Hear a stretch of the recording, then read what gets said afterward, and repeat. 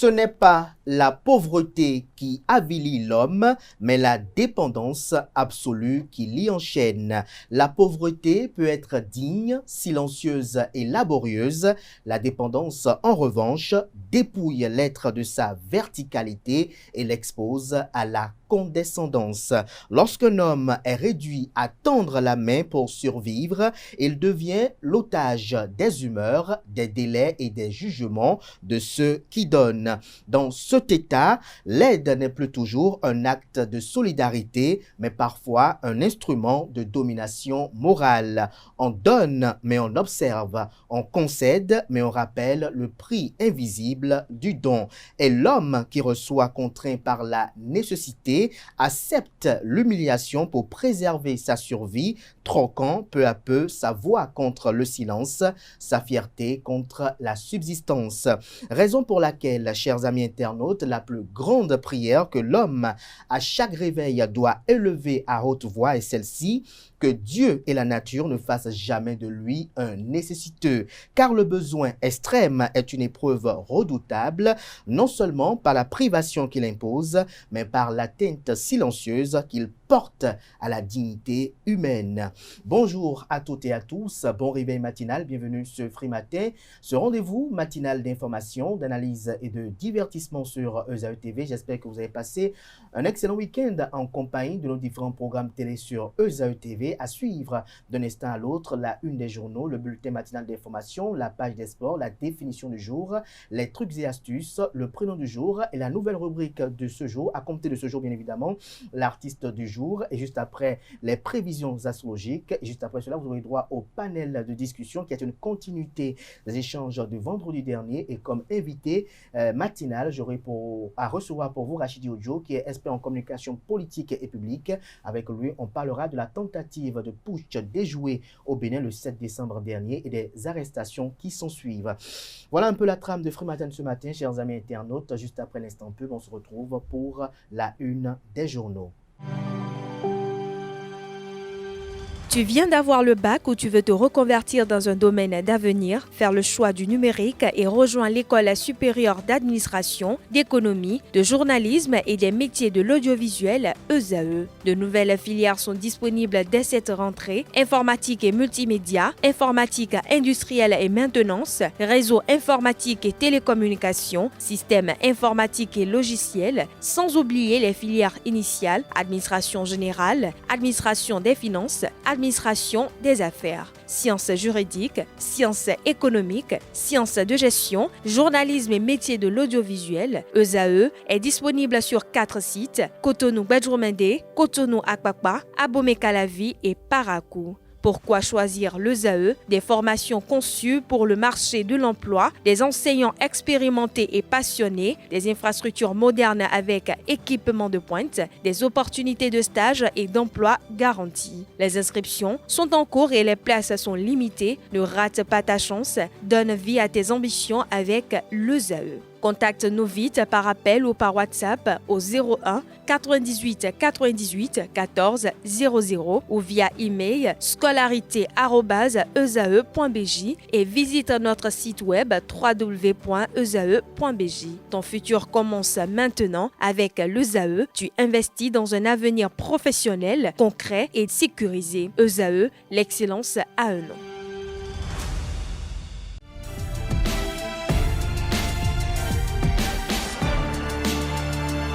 Bonjour à nouveau, chers amis internautes. Nous démarrons cette une des journaux avec l'informateur qui, ce matin en manchette, parle d'interpellation de figures politiques après le coup d'État manqué du 7 décembre dernier.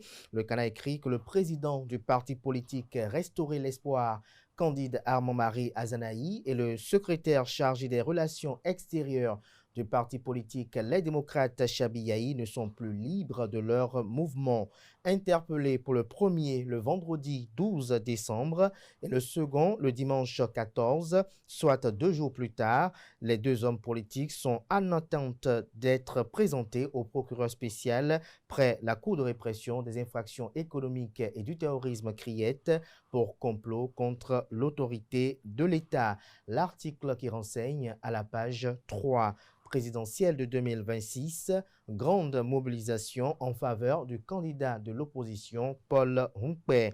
Après le quitus de la Cour constitutionnelle, la nouvelle constitution bientôt promulguée. Le projet Cascade sauve des âmes innocentes. Le projet Cascade sauve des âmes innocentes, écrit le Canard à 2 reprises. Retrouvez les motivations de cette titraille dans les colonnes de sa proposition. À l'oreille droite, le titre Journal École pour convier les lecteurs à lire dans les colonnes de sa parution les productions journalistiques de ce jour des étudiants en formation sur les différents campus de l'ESAE, l'École supérieure d'administration, d'économie, de journalisme et des métiers de l'audiovisuel. ESAE présente à Cotonou, à Boumé-Calavi et Parakou.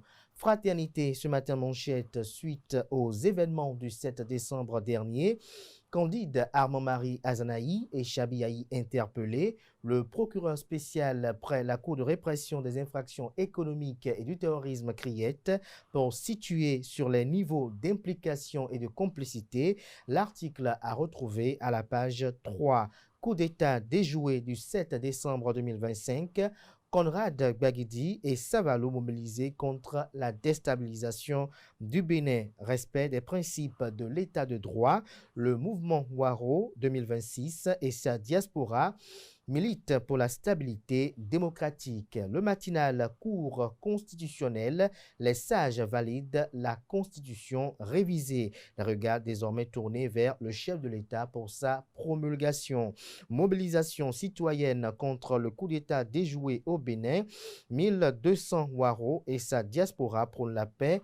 Le Borgou mobilisé à Parakou pour défendre la République. Matin libre, putsch manqué, Conrad Gbagidi et Savalou debout contre la déstabilisation. On peut lire également à la une de Matin libre de ce matin. Coup d'État déjoué au Bénin, 1200 mouvements Waro et sa diaspora marchent pour la paix. Le Béninois libéré ce matin manchette, coup d'État manqué du 7 décembre et la suite. Togo, l'État voyou de la CEDEAO s'interroge le titre. Soit Faure Gnassingbé livre les criminels, soit il se met en difficulté avec eux. De quoi parle le Canard? Retrouvez les motivations de ses écrits en manchette dans les colonnes de sa proposition. Le potentiel tentative de coup d'État déjoué au Bénin. Djidja, Christian Gbagbo et les populations derrière Talon. Nous disons non à la prise de pouvoir par la force et à toute forme de déstabilisation, déclare le leader politique du parti politique Bloc républicain. La marche constitue un véritable rempart contre l'incitation à la violence et le chaos. L'article qui rend compte de cette activité politique à retrouver dans les colonnes de la proposition. On lit à présent le meilleur, tentative de coup d'État déjoué, Salifou Maman et les populations de Djougou prient pour le président Patrice Talon et la paix. L'indépendant coup d'État manqué au Bénin, Grand Popo condamne et invite au respect de l'ordre constitutionnel. Wilfried Léandre Rungbeji écarte toute idée d'une application rétroactive de modification du mandat présidentiel. Patrice Talon sait qu'il finit en mai 2026, a laissé entendre le porte-parole du gouvernement. L'événement précis, enquête suite au coup d'État déjoué, Candide Armand-Marie Azanaï et Chabiaï interpellés, mandat d'arrêt international émis contre Kémy Séba et Sabissira Korogouné, vive contestation des partis Les Démocrates et Restaurer l'Espoir. Nos forces avaient déjà neutralisé les putschistes à 99%, se réjouit le ministre conseiller à l'Intérieur, la Sécurité, la Défense, la décentralisation et la gouvernance Rachidi Badamassi. Retrouvez ces différents points listés en manchette aux pages 2 et 3. Protestation à Paris, en France, contre le coup d'État au Bénin. La diaspora béninoise se mobilise pour la démocratie. Jacques Ayadji rejette le putsch. Mobilisation populaire contre la tentative de coup d'État. Manigri dit non à la déstabilisation du Bénin. Parakou et Savalou se mobilisent contre. Actu Express, marche de rejet du putsch du 7 décembre 2025 dans la deuxième circonscription électorale. Le général Robert Guion salue la bravoure de l'armée béninoise. Libération, révision constitutionnelle au Bénin. La Cour constitutionnelle donne son feu vert. Également comme titre ce matin à la une de Libération de ce matin, halte au coup d'État, RAR Wadaï mène la marche citoyenne à Cotonou. Transport aérien, la CEDEAO allège les coûts dès 2026. Gaskiani Info, tension post-putsch, Azanahi et Chabi Yahi interpellé, l'article du journal à la page 4. Loi fondamentale, révision validée par les sages de la Cour constitutionnelle. Préparatifs électoraux, la Sénat reçoit le matériel de vote.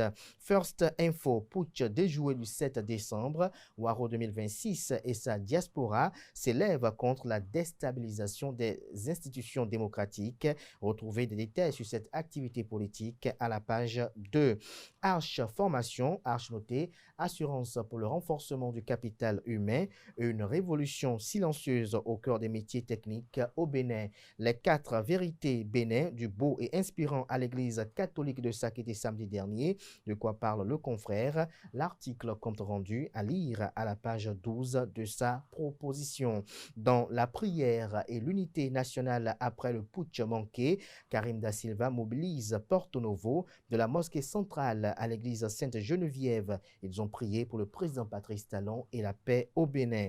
Transition énergétique en Afrique, le Clean Air Task Force à l'offensive pour une énergie décartonnée accessible. Les axes forts des actions d'une organisation mondiale de référence.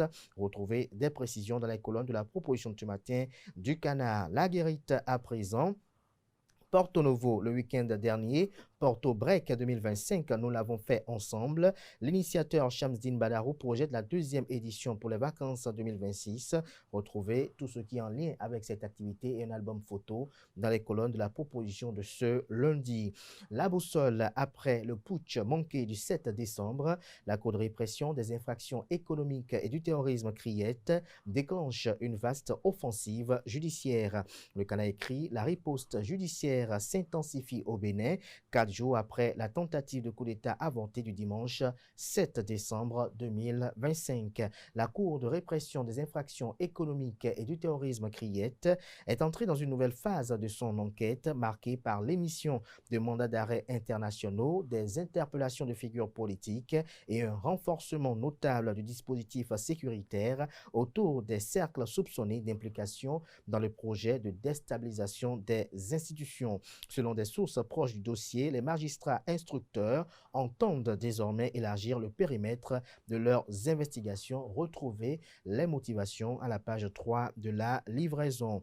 Loi numéro 2025-20 portant révision de la Constitution. La Cour constitutionnelle tranche et valide la réforme. Le Canada écrit noir sur blanc que la Cour constitutionnelle du Bénin a rendu public ce vendredi 12 décembre 2025 sa décision très attendue sur la révision de la loi fondamentale. Dans sa décision DCC 25-293 du 12 décembre 2025, la haute juridiction a déclaré conforme à la Constitution en toutes ses dispositions la loi numéro 2025-20 portant révision de la Constitution du 11 décembre 1990 telle que modifiée et complétée. Le Patriote, sommet d'Abuja, la Commission des États de l'Afrique de l'Ouest CEDEAO affiche sa fermeté face au coup d'État. Le Canada écrit que la 68e session ordinaire de la conférence des chefs d'État et de gouvernement de la CEDEAO s'est ouverte dimanche à Abuja dans un contexte régional tendu. Face au coup d'État et à l'insécurité, le président en exercice a réaffirmé une ligne de fermeté et annoncé des décisions majeures. Retrouvez les dites décisions dans les colonnes de la livraison de ce matin du journal qui propose également comme titre ce matin à sa une législative de 2026, les démocrates investissent leurs candidats demain. Toujours à la une du même Canard ce matin, hommage aux martyrs du putsch, nécessité de dépolitiser le débat. Ce sera tout. pour la une des journaux. Merci de votre attention.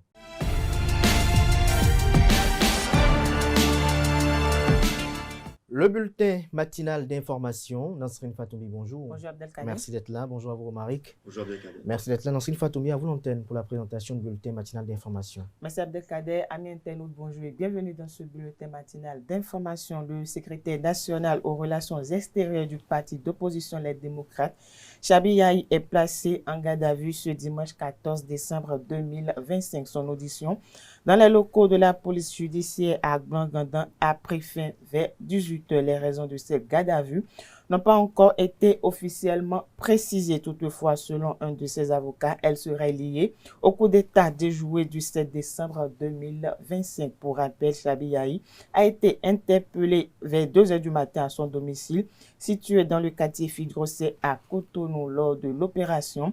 Son domicile a été perquisitionné, aboutissant à la saisie de plusieurs appareils, notamment des ordinateurs, selon les informations depuis lors. Les responsables du parti ont multiplié les consultations téléphoniques et affirment ignorer à ce stade les motifs de l'arrestation de leur secrétaire aux relations extérieures. Dans un autre registre, à présent, les clubs Lions et Léo de la région 1, district K103 à 4 de Lions Club International Cotonou se sont retrouvés en séminaire ce samedi 13 décembre à Ouida. L'objectif est de travailler dans l'atteinte des objectifs de la mission 1.5. Comme l'on cantait à Moussou pour le reportage. Pour définir les stratégies claires et cohérentes afin d'atteindre les objectifs de la mission 1.5, qui est celui d'engager de nouveaux membres et conserver les adhérents, les clubs Lion et Léo de la région 1, district K103 à 4, ont participé à un séminaire ce samedi 13 décembre 2025 à Ouida. La mission 1.5 dépasse la simple augmentation numérique. Elle incarne une vision, celle d'un lionisme plus fort, plus inclusif et capable de répondre aux défis de notre temps. Chers Lions et Léo, l'heure n'est plus seulement à la réflexion, mais à l'action déterminée. Les travaux ont permis de dégager des résolutions dans le but d'améliorer le recrutement et fidéliser les membres pour garantir une croissance durable. Il s'agira en termes de résolution de renforcer la formation des membres Lion-Léo, innover avec les masterclass et accentuer le mentorat Lion-Léo, mettre un accent sur le recrutement à travers des actions communautaires. Le séminaire a connu la présence de toutes les zones de la région 1. Il s'agit de la zone 11, 12, 13 et 14. Chacune d'entre elles ont participé activement au symposium dans la concrétisation des objectifs. Je voudrais pour ma part proposer la mise en place d'une commission pour reformuler les résolutions que nous venons de prendre. Qu'on responsabilise 2 ou 3 qui vont reverser à l'UML. Et dans un deuxième temps, je souhaiterais que ces résolutions soient publiées, envoyées à tous les niveaux de notre pyramide. Je voudrais saisir l'occasion, surtout pour inviter les clubs à plus d'efforts de communication afin d'amplifier l'impact de nos actions. Car plus les actions sont visibles, plus elles sont de nature à inciter les autres amis à nous rejoindre. Je voudrais inviter chaque membre ici à continuer la réflexion, parce que la réflexion n'est pas terminée, et surtout que les résolutions qui sont issues de nos travaux puissent être prises en compte au sein des clubs, parce que l'objectif c'est celui-là. Au terme de cette rencontre, les Lions et Léo de la région 1, district K103 à 4, sont désormais plus aguerris afin de mener à bien des actions et contribuer à la réussite de la mission 1.5. La Foscori.Bénin Émergent FCBE a enregistré ce week-end un mouvement politique à sa cause. Le mouvement La Conscience Citoyenne a déclaré son soutien au duo présidentiel Humpé-Ouanou pour le compte de la présidentielle de 2026. Francis Olafamé y était, voici son récit.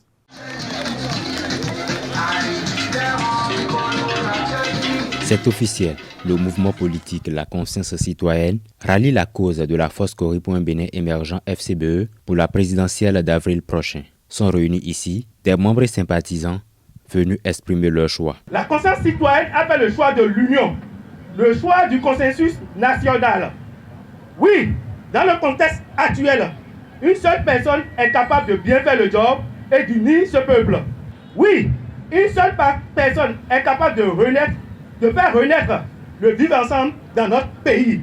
Et cette personne n'est rien d'autre que le président Paul Humpé, que je vous prie d'ovationner. Un choix qui, selon le comité d'organisation, vient répondre à un besoin. Depuis la création de notre mouvement, nous œuvrons pour promouvoir un civisme éclairé et une implication citoyenne capable de renforcer la démocratie béninoise chèrement acquise. Nous souhaiterions inviter toutes les différentes composantes de notre nation, soucieux des intérêts de la population béninoise, à mettre de côté leurs divergences et à s'unir comme un seul homme au nom de la patrie, derrière la candidature du président Paul Humpé et du vice-président Roch Ouanou. Occasion pour les différents représentants d'inviter leurs militants et sympathisants à la culture de la paix. Nous sommes certaines qu'avec le duo FCBE, nous amorcerons la réalisation effective de nos rêves.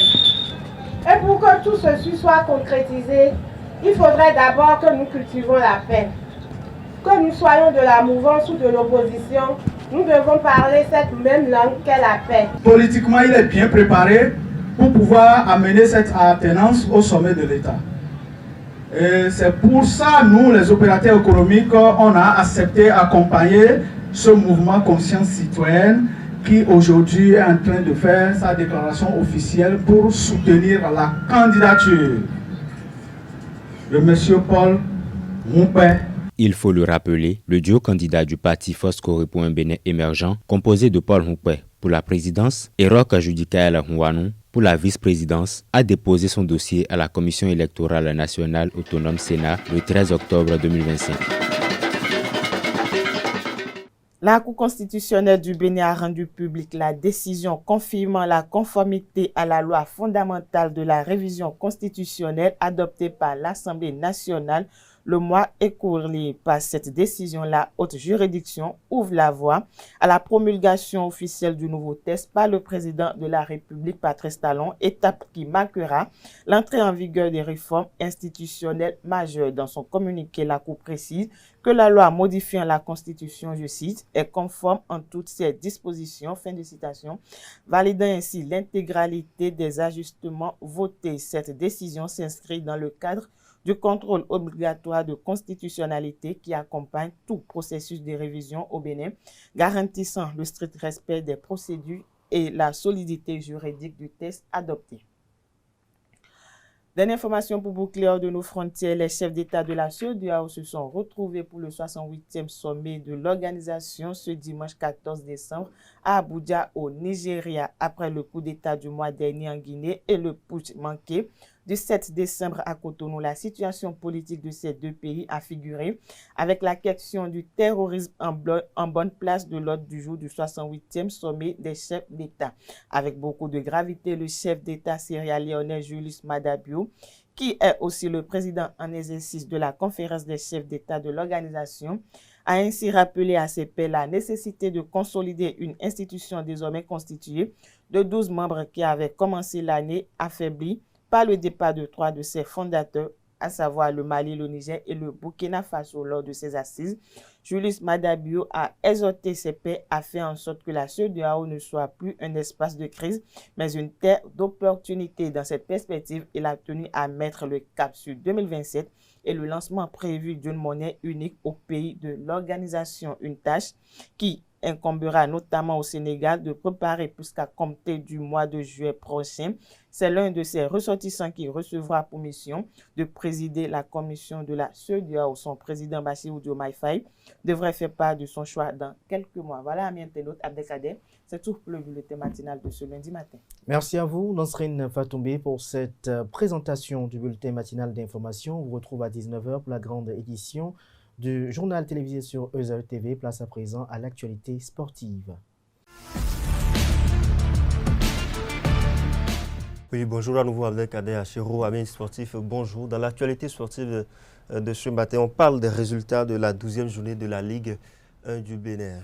Buffle du Borgou a battu Aïma Football Club sur le score de 1-0. Aïma s'est incliné de son côté devant Coton Football Club. Le score était de 2-1. Aspak a fait un score fleuve, 5-1 face à Rodio FC. Les Dragons de l'Ouémé se sont inclinés à domicile face à l'association sportive de la vallée de l'Ouémé, ASVO. AS Cotonou et Loto Popo ont fait match nul, 0 but partout. Dimanche, AS Obemap et Dynamo d'Aboumé ont également fait match nul, 0 but partout. De son côté, Bani Gansé s'est incliné devant Dadje Football Club à domicile, 1 but contre 3. Espoir de Savalo a pris le dessus sur la jeunesse sportive de Kobe, score final 2-1. US Cavalier s'est incliné à domicile devant Damissa, 0 but contre 2.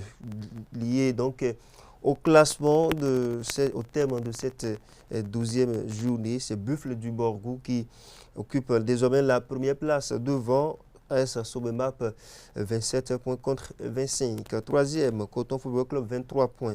Quatrième, Aspak, 20 points. Damissa a 20 points également, tout comme Dynamo d'Aboumé qui a 20 points. Loto Popo a 18 points au compteur et AS Cotonou a également 18 points. Les Dragons de l'Ouémé ont 15 points au compteur. Rodio Football Club a 15 points également. Espoir de Savalou a 14 points. 11 points pour Aïma et la jeunesse sportive de Koubé. 10 points pour Dadje qui est 14e. Asvo à 10 points également, et 15e de la liste. US Kraké à 9 points et 16e. 17e US Cavalier et Bani Gansé qui boucle la liste avec seulement 7 points au compteur. On parle à présent football continental.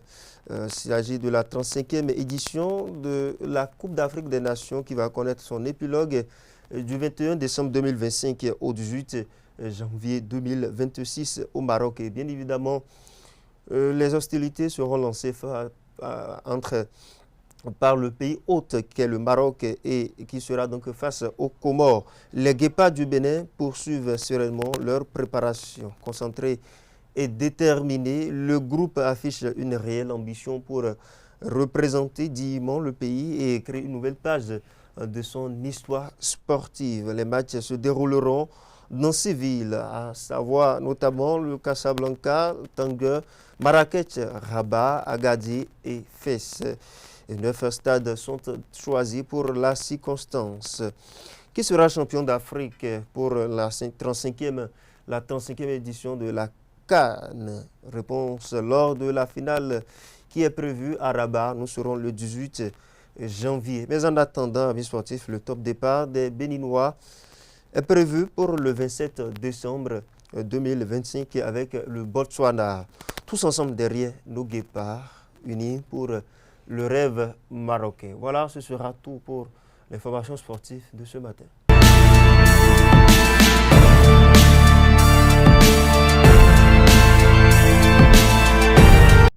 La définition du jour, Diane Kouakou, bonjour. Bonjour, merci d'être là. Bonjour à vous, Atifa. Bonjour, Abdelkader. Merci d'être là pour la truc et astuces. Diane Kouakou, à vous l'antenne pour la définition du jour. Mesdames et messieurs, bonjour et bienvenue dans la rubrique La définition du jour. Aujourd'hui, nous parlons de l'expression mettre les doigts entre l'arbre et l'écorce.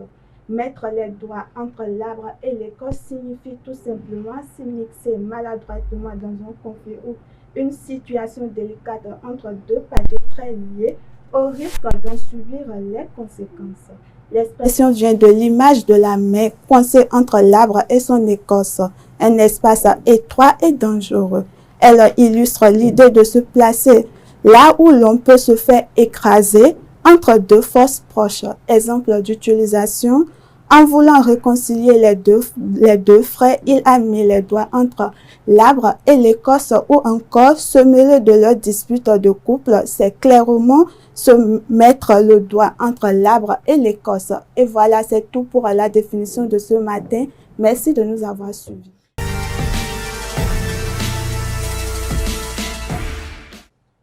Bonjour à nouveau. Bonjour à nouveau, Abdelkader. Merci, amis internautes. Bonjour, heureuse de vous retrouver ce matin. Aujourd'hui, on s'intéresse de savoir comment faire briller les carrelages en porcelaine, les céramiques et même les sols non carrelés grâce à des astuces naturelles et très simples. Alors, en première solution, râpez la moitié d'un savon de votre choix, un savon de Marseille par exemple. 2. Ajoutez 1 litre d'eau chaude. Mélangez bien jusqu'à ce que le savon soit totalement dissous. 3. Incorporez ensuite 2 cuillères à soupe de bicarbonate de soude, 2 cuillères à soupe d'alcool ménager, plus une petite tasse de parfum pour sol. Cette dernière est facultative mais conseillée pour avoir une bonne odeur à la maison. 4. Mélangez bien. Une fois que la texture devient un peu épaisse, votre cire est prêt et vous pouvez en disposer comme vous le souhaitez. Pour s'en servir, il suffit tout simplement d'ajouter un peu de ce mélange dans l'eau que vous utilisez pour passer la serpillière.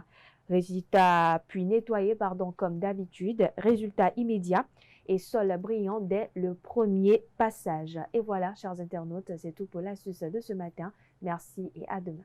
Merci à vous pour cette présentation, chers amis internautes. À présent, on va convoquer en plateau les chroniqueurs en lien des rubriques ci-après, notamment le prénom du jour et l'artiste du jour.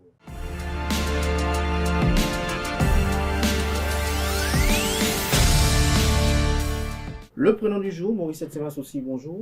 Bonjour Kader. Merci d'être là. Bonjour à vous, Achille Prenou. Bonjour Kader. Merci également d'être là, Maurice, à vous pour nous présenter le prénom du jour. Merci Kader. Amis internautes, bonjour et bienvenue dans la rubrique Le prénom du jour. Aujourd'hui, le prénom du jour est Nina. D'origine latine, Nina signifie grâce. Nina est une personne sensible, intuitive et très humaine. Elle possède une grande intelligence émotionnelle et comprend vite les autres. Au travail, Nina est sérieuse, organisée et consciencieuse.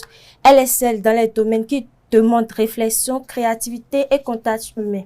En amour, elle aime profondément et a besoin de se sentir en sécurité émotionnellement. Quand elle aime, c'est avec le cœur, mais elle a besoin de respect et d'attention. Alors, très belle journée au Nina et c'est tout pour le prénom du jour. Merci à vous pour cette présentation. À présent, on passe à l'artiste du jour.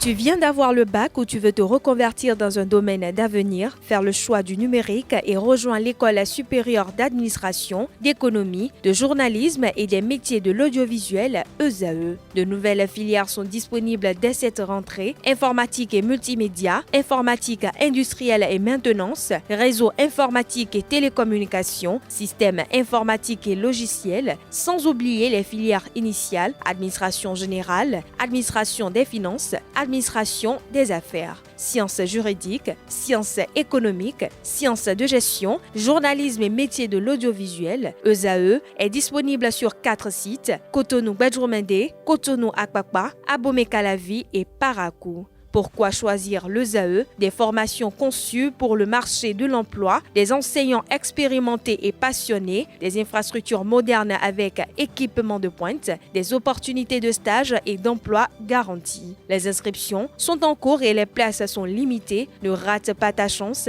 donne vie à tes ambitions avec l'ESAE. Contacte-nous vite par appel ou par WhatsApp au 01 98 98 14 00 ou via email scolarité@esae.bj et visite notre site web www.esae.bj. Ton futur commence maintenant avec l'ESAE. Tu investis dans un avenir professionnel, concret et sécurisé. ESAE, l'excellence à un nom. Achille Prenou, bonjour à nouveau.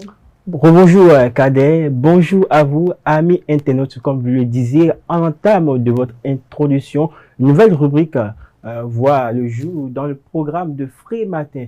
Et pour ce premier numéro, c'est la Fana Lady qui est à l'ordre. C'est 6 mai. de son nom civil, Bidosesi Christelle Guédou, née le 20 février 1984 à Corvey au Bénin, est une autrice, compositrice, interprète et chanteuse béninoise et est titulaire d'une licence en marketing et communication commerciale au Bénin. Son nom d'artiste est tiré de son prénom Bidosesi qui veut dire « tout dépend du destin » ou encore « tout est entre les mains de Dieu ». Dès l'âge de 13 ans, Cécile découvre son amour pour le métier d'art grâce à ses parents Charles Guédou et Léontine Rondonou, voilà, j'y arrive, qui lui transmettent très tôt le amour pour la musique et la danse. Animée par la grande ambition d'être une star internationale, à l'image du roi de la pop Michael Jackson et de la diva africaine Angelica Kidjo, elle adopte un style afro-pop rock et zouk aux couleurs béninoises et yoruba, afrobeat, tchékoumé et zeli. Alors, elle participe avec succès à divers jeux concours scolaires. Son succès à la télé-réalité intitulée Coca-Cola Star Promo en 2007 est le point de lancement de sa carrière musicale. Alors, sa carrière démarre véritablement sur le plan international grâce à son second album, Wazakua, sorti en 2011. En 2012, elle est élue meilleur espoir féminin du continent africain au Croix Awards. My Praise, Gigo, Couronne de Gloire, Daga, Badou, plusieurs hits sont à l'actif de l'artiste. Rappelons qu'elle est actuellement en couple avec l'artiste Nicanor et est mère d'une fille du nom de Antara. Et je vous fredonne, voilà, un bout d'un morceau que moi j'aime bien et que je suis sûr que vous aimez également, My Praise. Ça fait Otoe, oui, ouais, non, non, mi yo noué, nan doué. Yo ba, voé, non, ba, yo, oui, ouais, non, ziwa. Ma we, oui, ouais, non, non, mi yo noué, nan doué. Yo ba, voé, non, ba, yo, oui, ouais, non, ziwa. Mi vito elewa, bojak pedon, we, be. Daho, daho, je m'arrête là. Alors, bonne journée à vous et bonne journée à tous. Merci à vous, Achille Konou, pour ce moment de détente. Et nous continuons la détente tout à l'heure avec les prévisions astrologiques avec Comment Quentin Amoussou.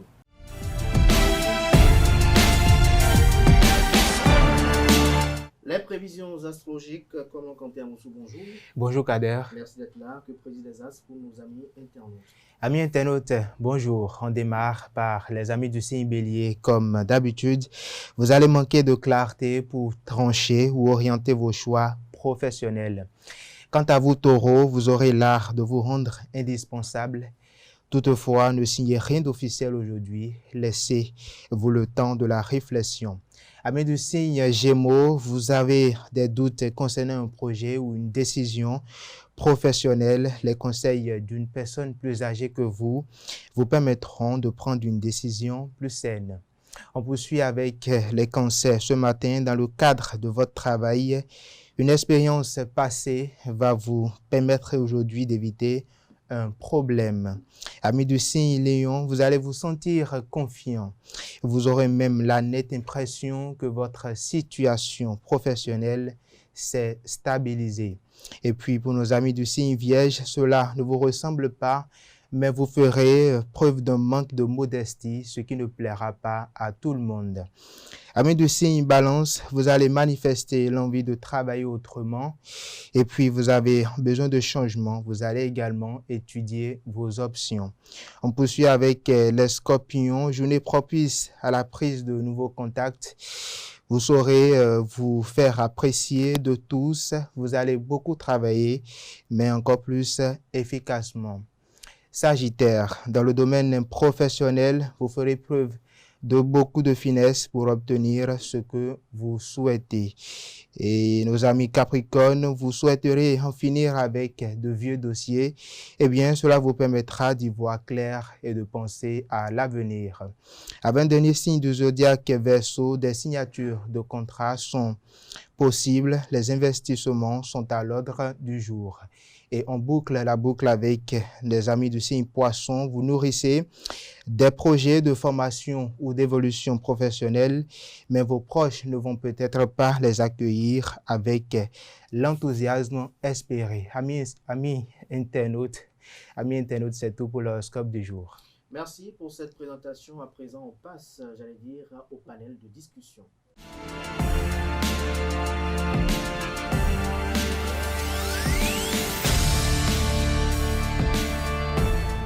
Le panel de discussion, Atifa Olafa, bonjour. Bonjour Abdelkader. Merci d'être là. Elisabeth Iladja, bonjour. Merci également d'être là. Bonjour à vous, Nosrine Fatoumbi. Bonjour Abdelkader. Merci d'être là. Bonjour à vous, Francis Olafarami. Bonjour Abdelkader, bonjour chers amis internautes. Alors, Atifa Olafa, nous sommes interrogés vendredi dernier de savoir est-ce que l'on doit épouser la personne que l'on aime ou celle qui nous aime. Merci Abdelkader. Alors, cette question est assez personnelle et très profonde. Et je ne pense pas qu'il puisse même avoir une réponse stricte par rapport à cela, parce que devant les faits, les comportements et les réactions sont tout autres. Ceci, le plus important quand même, je pense qu'il faut suivre son cœur et aimer de façon réciproque, parce que lorsque quelqu'un vous aime et que vous préférez juste aller en relation avec cette personne, ou vous préférez vous marier avec cette personne juste parce que cette personne vous aime et vous porte beaucoup dans votre cœur, à un moment donné, cette personne finit par s'épuiser et l'amour finit par diminuer. Et dans un mariage, lorsque les relations, les sentiments ne sont pas réciproques et qu'il n'y a pas une stabilité ou une sécurité émotionnelle, la relation finit toujours, on finit toujours par être déçu. Donc le plus important, c'est de trouver l'équilibre entre les deux. Trouver quelqu'un qui vous aime et que vous aimez en retour. Voyez en cette personne-là un confort, parce qu'à un moment donné, si la personne qui vous aime vous épouse et que vous restez en relation avec cette personne, à un moment donné, vous-même vous serez gêné de ne pas pouvoir rendre l'amour que la personne mérite, de ne pas pouvoir donner le retour qu'il faut, et à un moment donné, forcément, la relation prend un coup. Donc, il faut surtout suivre son cœur et aimer celui qui vous aime et que vous aimez en retour. Et que vous aimez en retour. Elisabeth Iladja. Moi, je pense que le mieux, c'est de se mettre avec quelqu'un qui nous aime, en fait. Parce que, la vie est déjà trop dure. Et puis, aimer quelqu'un alors que la personne ne vous aime pas en retour, et ça pose un petit problème.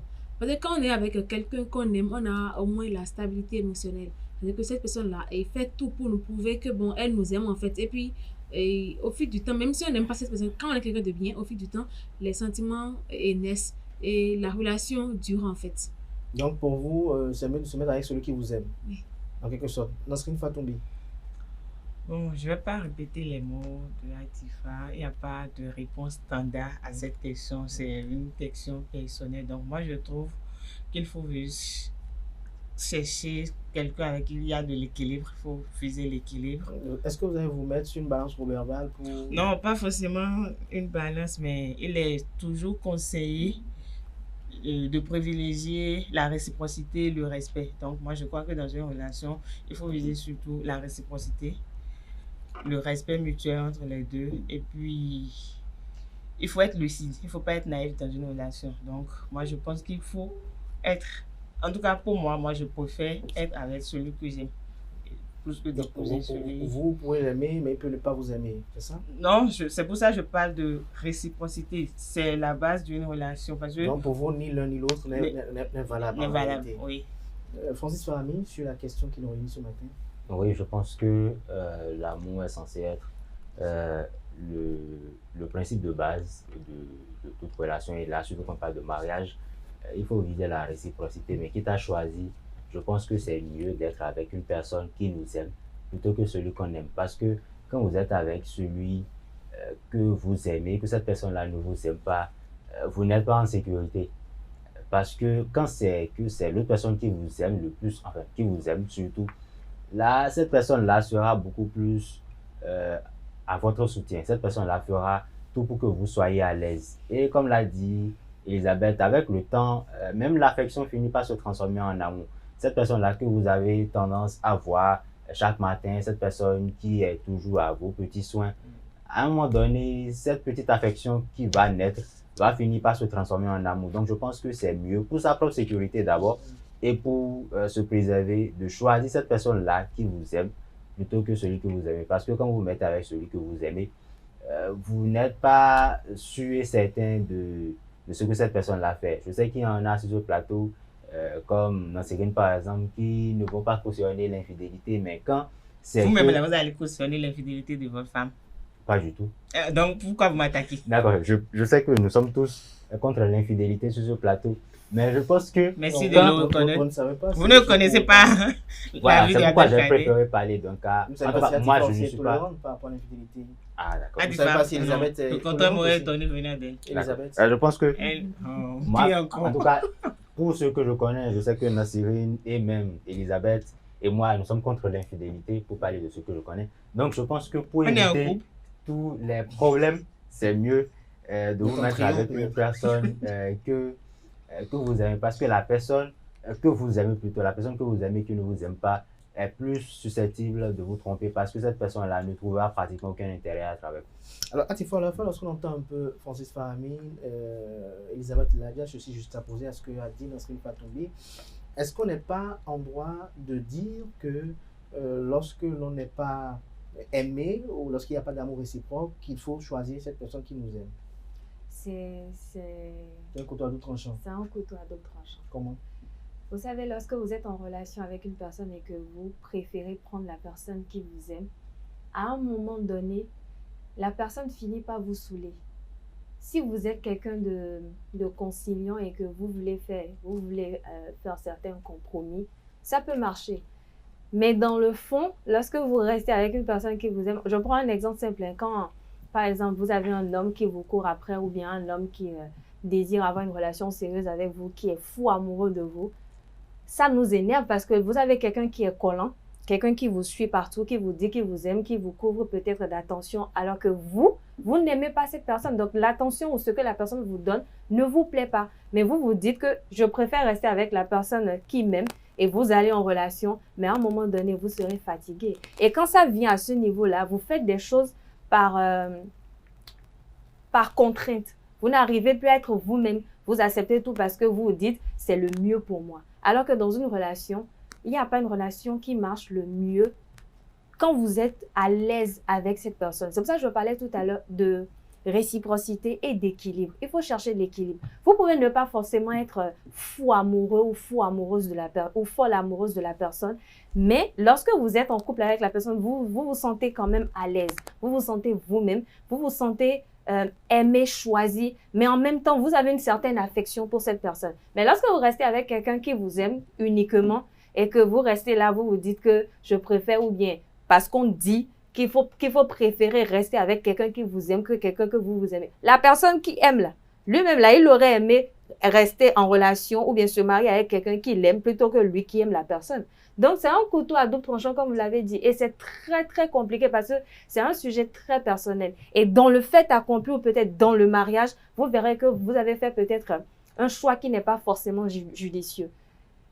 Mais une chose est sûre, il faut forcément être avec quelqu'un avec qui vous vous sentez bien. Parce que quand vous vous sentez bien avec la personne, vous avez même, ne serait-ce qu'une petite affection pour la personne. C'est comme Elisabeth l'a dit, les relations, les sentiments peuvent naître. Vous pouvez finir par tomber follement amoureuse de cette personne. Mais si de base, il n'y a pas une petite admiration ou une petite affection pour cette personne et vous allez en mariage ou vous restez dans une relation où vous dites « je préfère qu'il m'aime parce que les sentiments qu'il a pour moi sont bons ». Le point, c'est que lorsque vous êtes avec une personne et que à un moment donné, la personne ne reçoit pas l'amour qu'il vous donne en retour, à un moment donné, il finit par se lasser. Et peut-être vous restez dans un mariage routinier où vous vous dites que bon, c'est la norme, on est en couple, il ne faut pas rompre parce que je préfère rester avec lui parce qu'il m'aime ou bien parce qu'elle m'aime plus de tout. Non, ça ne marche pas comme ça. En mariage, en relation amoureuse ou en amitié, c'est la même chose. S'il n'y a pas de réciprocité, il n'y a pas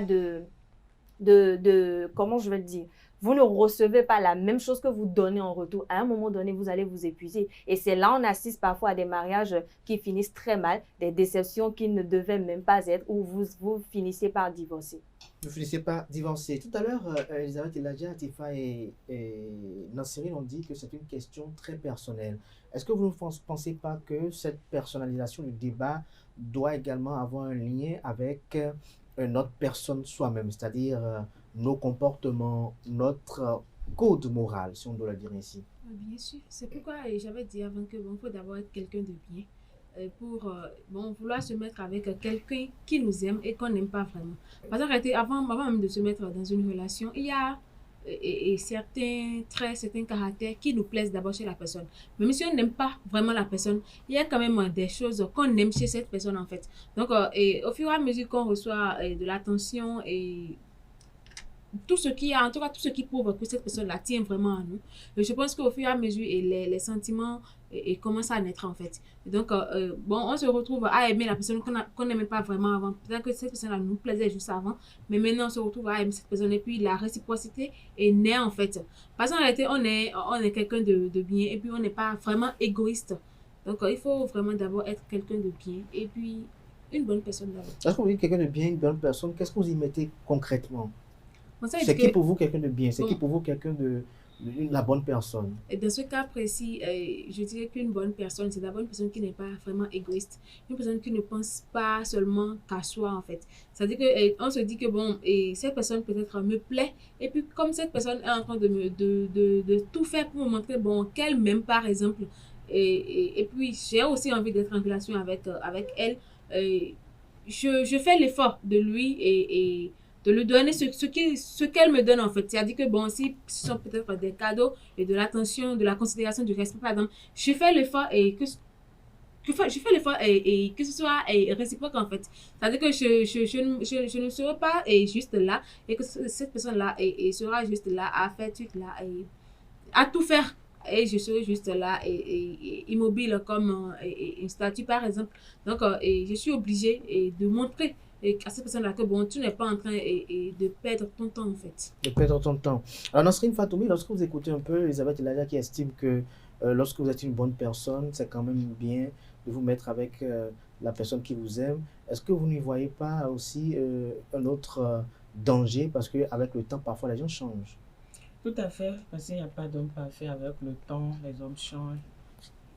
Homme grand âge, vous savez, dans une relation, quand ce n'est pas réciproque, ça amène à l'épuisement. Donc, l'amour passionné dans une relation ne suffit pas. Il faut avoir des valeurs communes, des projets de futur ensemble et puis un soutien moral durable. Donc, moi, je pense que si vous vous mettez avec celui qui vous aime, et il n'y a pas de la réciprocité, c'est que vous faites souffrir l'autre sans le savoir. Même vous-même, vous faites souffrir, vous allez en souffrir parce que l'autre sera là à vous accorder de l'attention. Elle a parlé aussi de l'attention. Moi, je crois que si vous vous mettez avec quelqu'un qui vous accorde toute son attention, vous serez saoulé. Ça va vous amener à le détester sans vouloir. Donc, dans une relation, il faut avoir de la réciprocité, du soutien moral.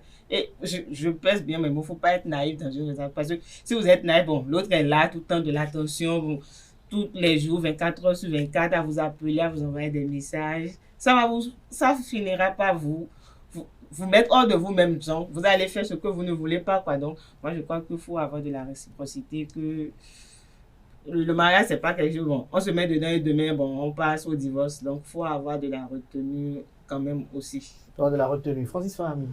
Oui, je pense que ça a tout à fait à voir avec la personnalité de la personne. Parce que même si vous vous mettez dans la situation où vous êtes en mariage, vous êtes dans un mariage avec une personne qui vous aime et que vous n'aimez pas forcément, si foncièrement vous n'êtes pas une personne très agréable, ça va se faire ressentir. Mais l'idéal, c'est que vous-même, vous essayez de rendre l'appareil.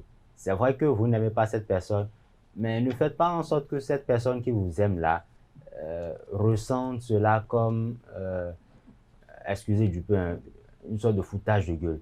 Donc, même si vous n'aimez pas cette personne, essayez quand même d'être à son attention, d'avoir un minimum de respect pour les efforts que cette personne a fait. Donc, oui, une personne qui vous aime et que vous n'aimez pas, cette personne-là va peut-être ressentir un sentiment de rejet à un moment donné. Cette personne-là sera frustrée. Mais il faut bien que quelqu'un soit frustré après tout. Donc, oui, il faut bien que quelqu'un soit frustré après tout. Donc, si à un moment donné, cette personne-là que vous aimez et qui ne vous aime pas, vous arrivez à faire en sorte que cette personne-là vous aime en retour, qu'est-ce qui vous prouve que cette personne-là ne soit pas plus amoureux ou bien plus amoureuse que vous?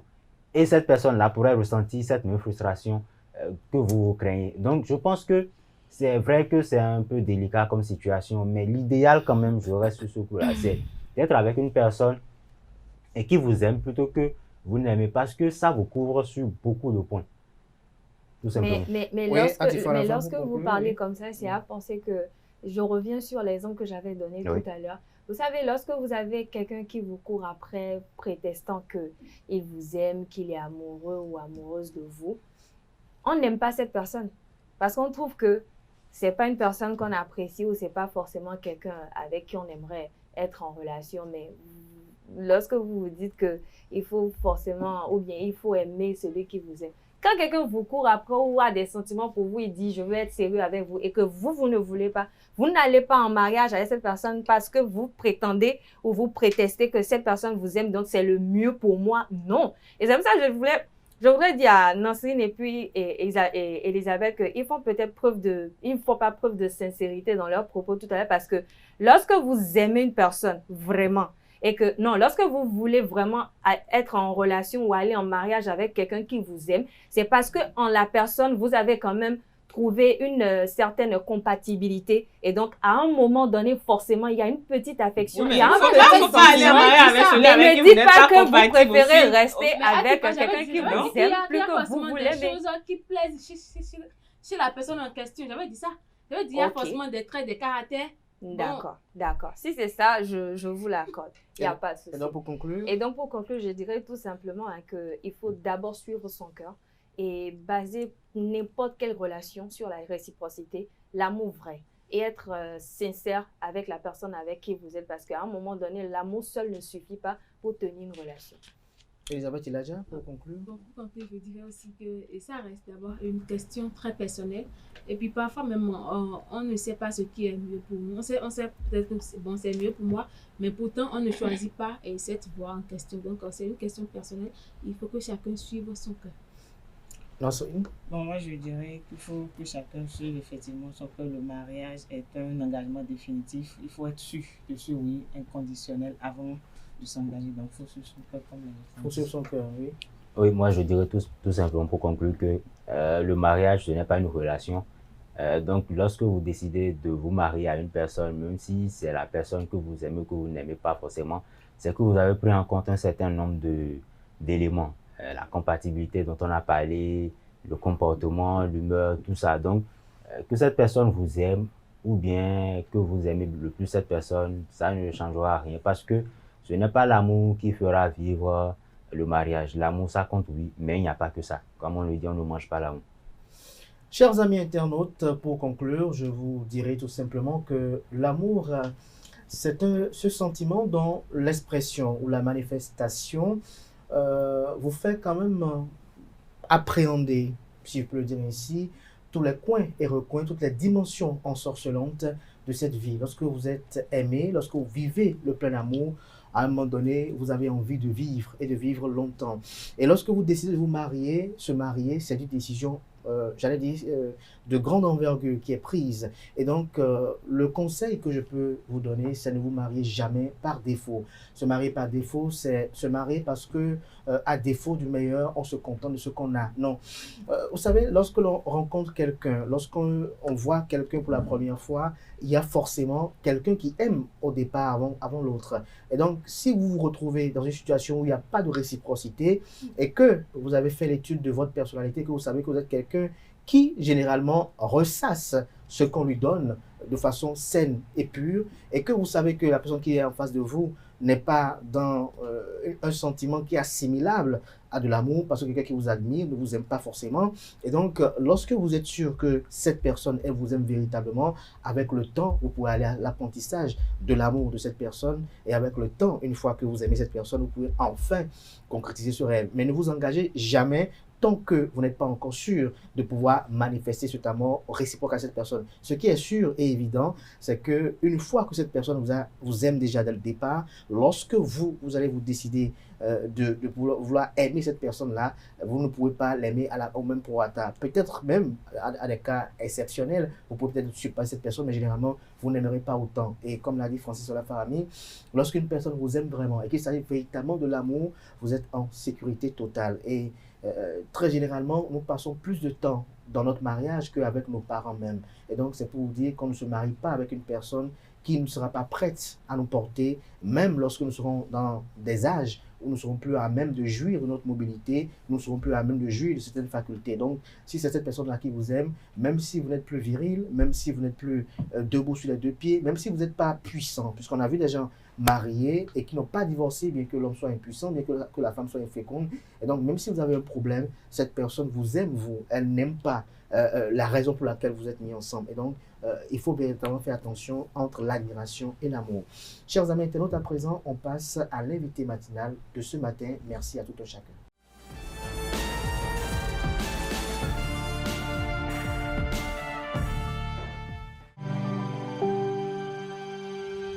Tu viens d'avoir le bac ou tu veux te reconvertir dans un domaine d'avenir, faire le choix du numérique et rejoindre l'école supérieure d'administration, d'économie, de journalisme et des métiers de l'audiovisuel ESAE. De nouvelles filières sont disponibles dès cette rentrée: informatique et multimédia, informatique industrielle et maintenance, réseau informatique et télécommunications, système informatique et logiciel, sans oublier les filières initiales: administration générale, administration des finances, administration des affaires, sciences juridiques, sciences économiques, sciences de gestion, journalisme et métiers de l'audiovisuel. ESAE est disponible sur 4 sites: Cotonou-Badjoumendé, Cotonou-Akpakpa, Abomey-Calavi et Parakou. Pourquoi choisir l'ESAE? Des formations conçues pour le marché de l'emploi, des enseignants expérimentés et passionnés, des infrastructures modernes avec équipement de pointe, des opportunités de stage et d'emploi garanties. Les inscriptions sont en cours et les places sont limitées. Ne rate pas ta chance. Donne vie à tes ambitions avec l'ESAE. Contacte-nous vite par appel ou par WhatsApp au 01 98 98 14 00 ou via email scolarité@esae.bj et visite notre site web www.esae.bj. Ton futur commence maintenant avec l'ESAE. Tu investis dans un avenir professionnel, concret et sécurisé. ESAE, l'excellence à un nom. L'invité matinal de ce matin, ce Free Matin, je suis avec Rachidi Ojo. Bonjour. Bonjour, Abdelkader Achirou. Merci d'être là ce matin. Vous êtes expert en communication politique et publique. Avec vous, on va revenir sur les faits qui ont marqué la République du Bénin le 7 décembre dernier et bien évidemment ce qui s'en est suivi, notamment avec les arrestations. Alors Rachidi Ojo, d'entre le jeu, on revient sur la tentative de coup d'État déjouée. Dites-nous, quels sont les enseignements qu'on pourrait en tirer?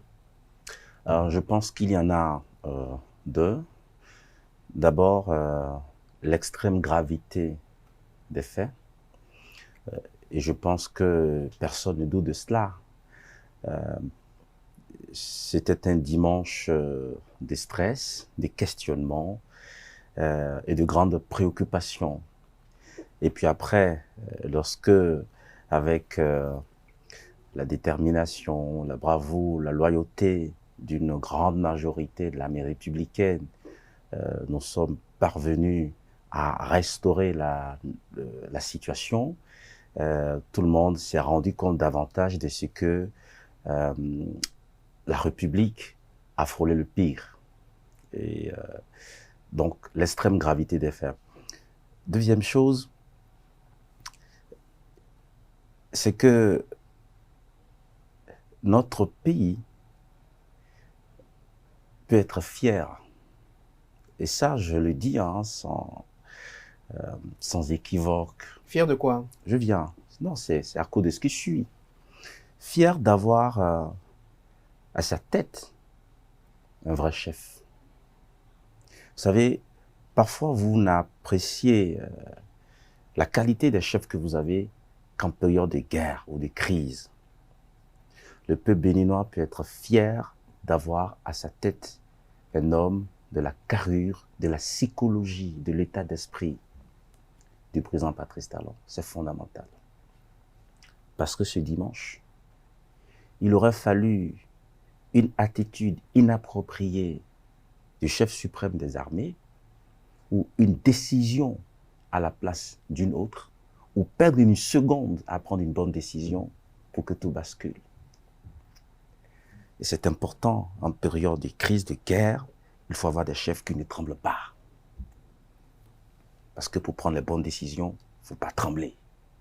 Même les hommes qui sont chargés de vous protéger, dès que vous paniquez dès les premiers coups de canon, dès les premières détonations, ils sont perdus. Parce que vous qui incarnez l'autorité, vous donnez déjà le sentiment que vous êtes en train de perdre l'autorité. Et vous ne pouvez pas leur donner la motivation nécessaire de faire le travail jusqu'au sacrifice suprême. Donc, l'attitude du chef en de pareilles circonstances, ce n'est pas quelque chose qui est systématiquement garanti dans toutes les conditions. Donc, le deuxième enseignement, c'est l'état d'esprit du président de la République. Comme on le dit, un vrai homme. Même si c'était une femme qui était à la tête de notre pays, il faut souhaiter qu'en de pareilles circonstances, elle puisse avoir cette attitude d'homme, être courageux, être brave, n'avoir peur de rien, en se disant que les personnes qui sont au front, qui donnent tout pour sauver les institutions, pour sauver la République, portent aussi des vies et aussi des espoirs de famille. Moi, je pense que le comportement du président de la République est quelque chose même à enseigner à tous ceux qui aspirent au leadership, à tous ceux qui aspirent à prendre de grandes responsabilités étatiques. Parce qu'à tout moment, un pays, un État, un territoire peut avoir à faire face à de telles situations. Une fois encore, l'attitude du président de la République a été fortement déterminante, de la bravoure, de la détermination, du héroïsme de nos forces de défense et de sécurité. Et c'est tout ceci qui a permis de mettre en échec cette manœuvre de déstabilisation des institutions de la République. Alors, au lendemain des événements, on a vu des guerres de communication, des postes de désinformation. D'une part, on va y venir tout à l'heure, mais l'autre part également, on a vu qu'il y a certains médias qui ont évoqué le rôle de la France dans cette prouesse qui a amené quand même à déjouer cette tentative de push. Et les gens s'interrogent de savoir quel a été le rôle de la France, quel a été le rôle précis du Nigeria. Rachid Ojo, pour vous, pour les informations qui sont les vôtres, au regard de votre proximité avec quand même la hiérarchie militaire, qu'est-ce que vous pouvez nous dire? Alors, je pense que vous avez reçu depuis plus d'une semaine, à la suite de ces événements malheureux du 17 décembre 2025, des personnalités qui ont apporté suffisamment de détails sur le rôle que l'armée nigériane a joué dans les événements de ce dimanche-là et aussi ce qu'a été la responsabilité de l'armée française. Alors, je sais que certaines personnes, en raison de leur position par rapport à la gouvernance du président Patrice Talon, en raison de leur position politique, en raison de leur position géopolitique, ont intérêt à faire croire que le pouvoir de Cotonou a été sauvé par des forces armées étrangères. Mais c'est juste une propension, une tentative, une fois encore, de dessaisir l'armée républicaine de ce qu'a été son rôle, sa contribution dans la capacité que notre pays a développée ce jour-là à tenir en échec une tentative de coup d'État sanglante, une tentative sanglante de coup d'État. Vous avez déjà compris que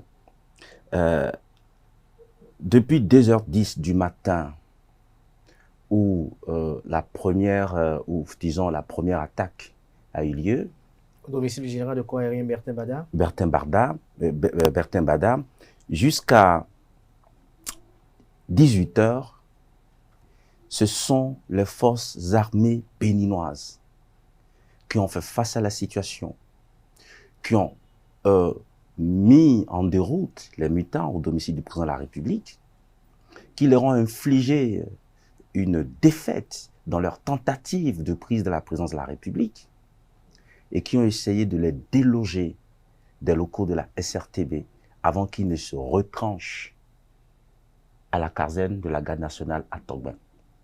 Donc, à partir de 18h, il fallait une opération d'une certaine nature pour détruire les armes lourdes récemment acquises par notre pays pour lutter contre le terrorisme, qui étaient stockées à l'intérieur de la caserne et en possession desquelles se trouvaient les mutins.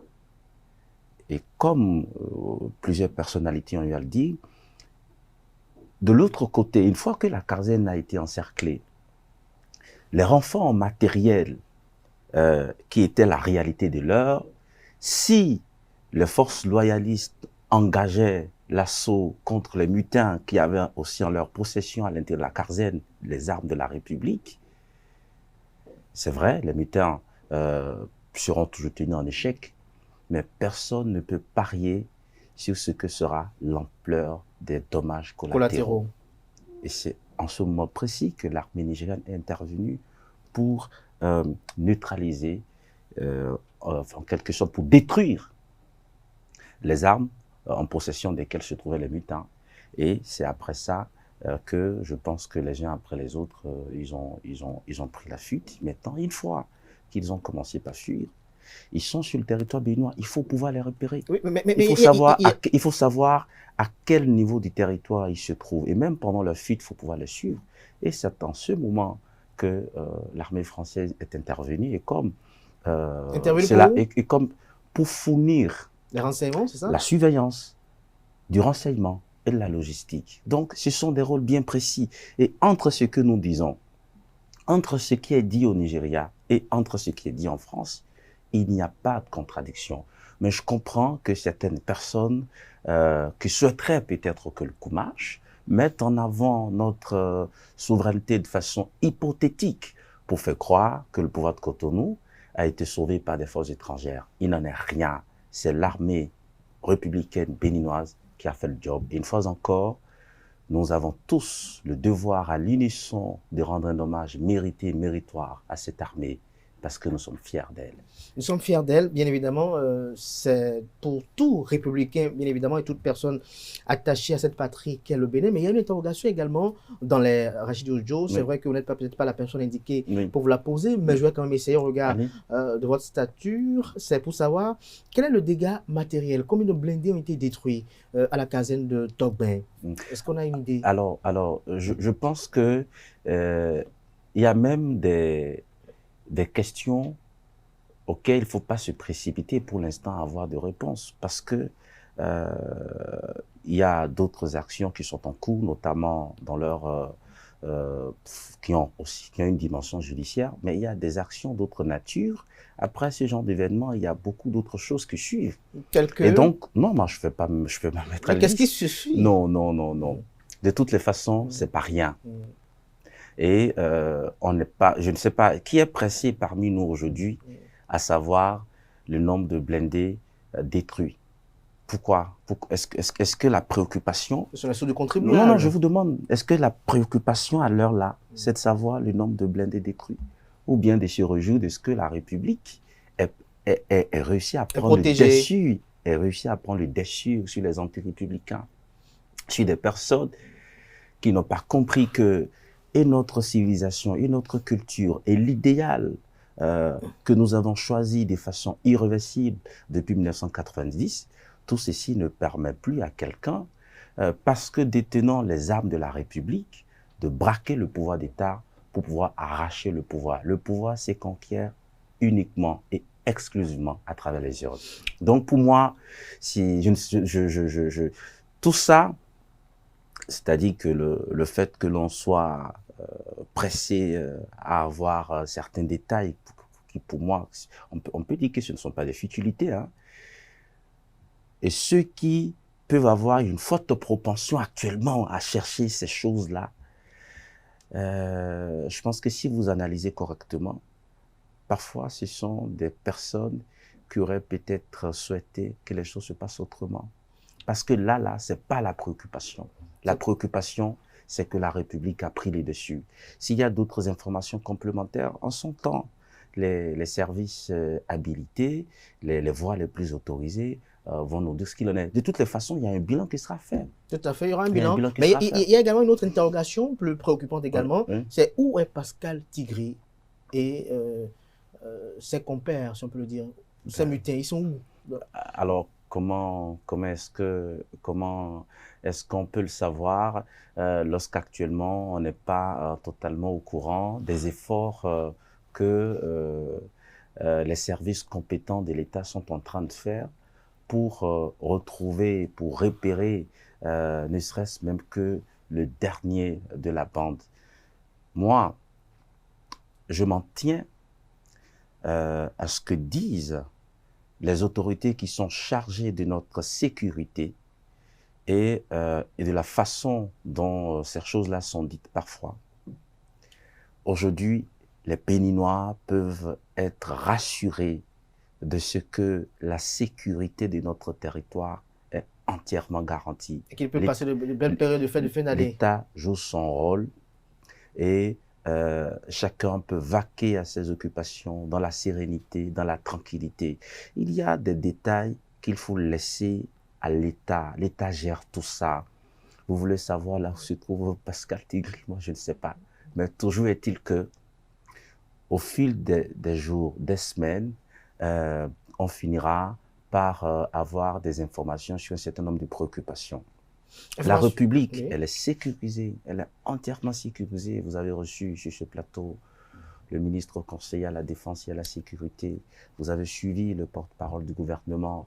Vous avez suivi d'autres autorités de notre pays. Il ne faudrait pas que des personnes qui ont d'une façon ou d'une autre intérêt à ce que les choses se passent autrement, en ce moment précis, contribuent à vendre la peur. Nous sommes sortis totalement de la peur. Nous sommes sortis de la psychose.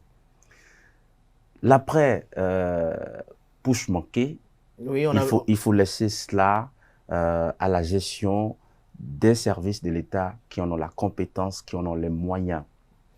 Pour les questions légitimes qu'on peut se poser et auxquelles les réponses ne sont pas disponibles pour l'instant, je pense qu'il ne faut pas en faire une question de vie ou de mort, parce que ça n'empêche personne de respirer. Oui, c'est vrai, le peuple a le droit à l'information, mais on a le droit qu'à l'information disponible dans sa complétude, dans son intégralité. On ne va pas souhaiter que les autorités viennent nous donner des informations à contre-gouttes. Donc, moi, je pense que c'est à quoi il faut s'en tenir. C'est que depuis dimanche, en fin de matinée, les forces loyalistes ont totalement repris le contrôle de la situation, assurent l'entièreté de la sécurisation des biens et des personnes et l'intégrité de notre territoire. Et c'est ça que nos compatriotes doivent retenir. Et non des actions de communication tendant à maintenir les populations dans une certaine psychose ou à faire des insinuations. Oui. Ou à faire des insinuations. On a vu que ces publications-là, pour la plupart sont effectuées depuis des pays donnés. Est-ce que vous pensez que les dirigeants de ces pays-là ont quelque chose à voir avec ce que le Bénin a connu? C'est pour ça que, une fois encore, je dis, les autorités compétentes, les services habilités de l'État sont en train de faire tout ce qui est en leur devoir et en vertu des pouvoirs qui leur sont conférés pour établir l'étendue des responsabilités, des complicités. Et ça, moi je voudrais le dire, vous avez dit tout à l'heure que j'ai une certaine proximité avec les services officiels de notre pays pour le bien de la République. Je vais dire que les Béninois peuvent être tranquilles. Il n'y a personne qui aurait pu participer à quoi que ce soit dans cette affaire qui pourrait être oublié. Au même moment, il ne faut pas On a vu l'interpellation de candidat Zanaï, de Chabiaï. Il faut y aller avec prudence et respecter les lois de la République dans toutes les circonstances. Les enquêtes ont sûrement commencé, vont se poursuivre. Nous allons entendre des choses prochainement. Et je pense que vous savez très bien, notre pays ne fait pas les choses à moitié. Quand quelqu'un qui est investi d'une autorité pour le compte de notre République se présente à la nation pour apporter des informations, c'est avec des détails précis, c'est avec tous les éléments qui permettent aussi à nos compatriotes d'établir la véracité de ces informations. Donc, moi, j'ai entièrement confiance des interpellations aux autorités de notre pays. Alors, c'est aussi ça. Vous savez, et ça, je voudrais que nos compatriotes le retiennent. Actuellement, nous assistons à des interpellations dans le strict respect des procédures en la matière, à la suite d'un événement extrêmement grave. Si nous sommes pour la justice, si nous sommes préoccupés par l'impérieuse nécessité pour les services étatiques de rechercher toutes les complicités, les commanditaires dans leur totalité, si nous sommes préoccupés par la nécessité pour les services de l'État de n'oublier personne qui aurait pu participer de quelque forme que ce soit, à quelque étape du processus ayant conduit à l'action malveillante, criminelle du dimanche dernier, alors on ne doit pas se mouvoir devant quelque arrestation que ce soit. Parce que vous êtes là, M. Achirou, vous ne connaissez que vous-même. Vous ne pourrez parler que de vous. Ou bien, est-ce que, en dehors de vous-même, vous savez qui moi je suis? Vous pouvez jurer sur ce que je fais? Pas du tout, c'est une façon de parler. C'est pour ça que, parfois même des personnes, il se peut même que des personnes insoupçonnables soient interpellées. Ce qu'on doit retenir, les enquêteurs n'interpellent personne s'il n'y a pas eu, ne serait-ce qu'un début de quelque chose. Mais après, nous ne sommes que dans des interpellations. Parce que quoi? Ce qui s'est passé dimanche, qu'on appelle populairement coup d'État, c'est l'attentat contre l'autorité de l'État. Attentat contre l'autorité de l'État. Le code pénal dit que c'est tout attentat qui vise à détruire ou à changer le régime constitutionnel à travers des actions violentes. Pour en arriver à cet attentat contre l'autorité de l'État, il y a des étapes. L'étape qui vient immédiatement, c'est l'étape du complot contre l'autorité de l'État. Et toutes les actions qui peuvent contribuer au complot contre l'autorité de l'État, qui est l'avant-dernière étape vers l'attentat contre l'autorité de l'État, ce sont des étapes durant lesquelles les personnes qui participent peuvent commettre des crimes ou des infractions d'autre nature. Trahison, espionnage, intelligence avec l'ennemi. Parce que quand quelqu'un ou un groupe de personnes a l'intention ou est suscité à travers des discours à commettre un attentat contre l'autorité de l'État, après l'intention, il faut qu'il passe à la réunion des moyens, les moyens financiers, matériels, stratégiques. Donc, entre l'intention et le moment où il prend la résolution de réunir les moyens, vous ne pouvez pas savoir ce que chacun a fait.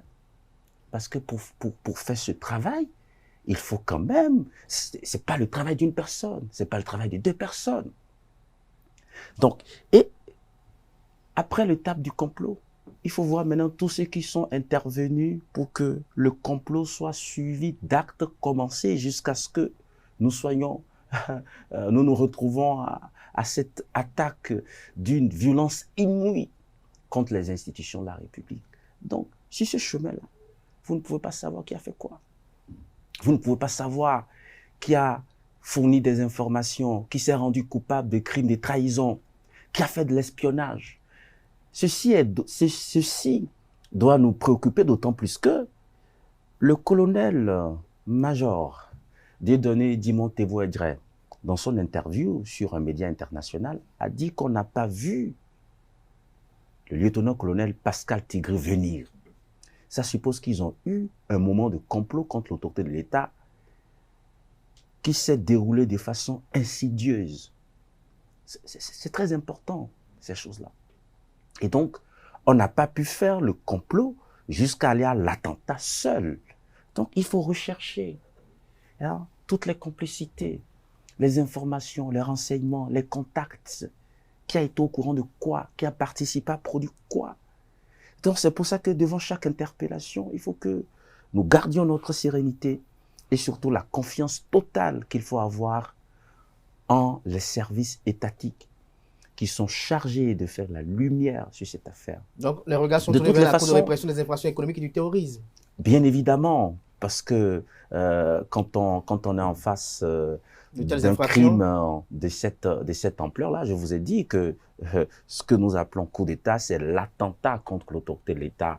Et quand vous voyez tout ce qui peut conduire à ça, vous pouvez imaginer, a priori, devant quelle juridiction, toutes les personnes qui ont pu participer d'une façon ou d'une autre aux différentes étapes du processus qui a conduit à cet attentat, vous pouvez imaginer devant quelle juridiction ces personnes pourront avoir à répondre de leurs actes. Donc, une fois encore, les enquêteurs sont en train de faire leur travail. Il y a déjà eu des interpellations. Il y en aura d'autres. Tout ce que nous avons à souhaiter, c'est que si au bout du rouleau, il se trouve que quelqu'un qui a été interpellé n'a rien à voir avec ce qui s'est passé, il n'a pas posé un acte constitutif de trahison, d'espionnage, d'intelligence avec l'ennemi, parce que... Est-ce que vous parlez d'acte d'intelligence? Comment vous comprendre à travers cette dénomination? Alors, l'intelligence avec l'ennemi, c'est lorsque quelqu'un, au détriment de la sécurité ou de l'intégrité de notre territoire, collabore avec une puissance étrangère, soit en lui fournissant des informations qui compromettent notre sécurité et notre défense, au fin de permettre à cette puissance étrangère d'entrer dans une action malveillante, soit directement, soit indirectement, contre notre pays. Et c'est quelque chose qui existe. Et puis, lorsque vous analysez un peu les réalités du contexte du putsch manqué du dimanche dernier, vous pouvez vous dire que oui, naturellement, il faut que les enquêteurs puissent explorer toutes les pistes. Il n'y a rien qui soit à négliger. Donc, une fois encore, nos compatriotes n'ont qu'à garder leur calme, leur sérénité devant chaque acte que posent les enquêteurs. Nous avons une justice qui fonctionne, qui garantit le droit même des personnes accusées, même des personnes interpellées. Vous avez suivi, je ne sais pas si vous avez suivi comme moi, l'interview d'un des avocats d'une des personnes ou personnalités interpellées ces dernières heures, qui a dit que l'audition s'est très bien déroulée. Sauf que l'avocat s'attend à ce qu'à cette étape-là, on lui sorte des preuves. Mais le processus se poursuit. Il y aura encore d'autres étapes. Ce qu'on reproche à chacun pourra être étayé par tel ou tel autre élément. C'est pour ça qu'il faut que nous gardions notre sang-froid, notre calme, et surtout que nous maintenions notre confiance totale en nos autorités et surtout aussi la confiance en notre justice. Le travail va être fait et toute la lumière sera faite sur cette affaire-là. Ce qui est important, comme je vous le disais tout à l'heure, c'est que chacun ne doit être sûr que de lui-même. Chacun ne doit être sûr que de ce qu'il fait. On peut interpeller quelqu'un qui est votre ami, votre parent, votre connaissance ou votre relation, mais vous ne pourrez jurer de rien. parce que vous n'êtes pas cette personne. Et quand ça arrive, c'est de laisser tout simplement la justice faire son travail en attendant de voir les éléments qui seront mis sur la table et qui seront présentés comme les preuves des charges qui sont retenues contre X ou Y. Il faut avoir la confiance totale en la justice.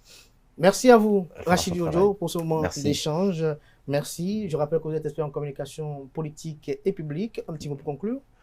Oh, c'est pour réitérer à nos compatriotes au regard de la guerre informationnelle qui se poursuit après ce putsch manqué. Les Béninoises et les Béninois, surtout ceux d'entre nos compatriotes qui ont une certaine présence sur les médias sociaux, ont tout simplement compris cela, constatent cela. En matière d'information, il faut se fier aux canaux officiels. Il n'y a que les canaux officiels d'information qui, en de pareilles circonstances, sont susceptibles de vous donner la bonne information et surtout de vous mettre dans les conditions pour que vous ne soyez pas gagné par la peur et la psychose que tend de répandre dans notre opinion certaines personnes, peut-être à l'intérieur ou à l'extérieur, qui probablement auraient été satisfaites si le putsch entamé ce dimanche-là avait prospéré. Il faut avoir la confiance totale en notre République. Les autorités sont à pied d'œuvre, nous avons des informations tous les jours et chacun sera situé sur sa responsabilité. Toutes les informations dont les Béninoises et les Béninois ont besoin sont des informations qui seront apportées en temps opportun. Pour l'instant, il faut célébrer la victoire de la République sur ses ennemis. Merci à vous, Rachidi Ojo, pour cette conclusion. Je rappelle que vous êtes expert en communication politique et publique. C'est la fin de Free Matin de ce matin. Merci pour l'attention. Que la semaine soit féconde à tout un chacun. On se donne rendez-vous demain par la grâce et la volonté divine, sans occulter celle des hommes. Jusque-là, belle suite de programmes sur ESAE TV.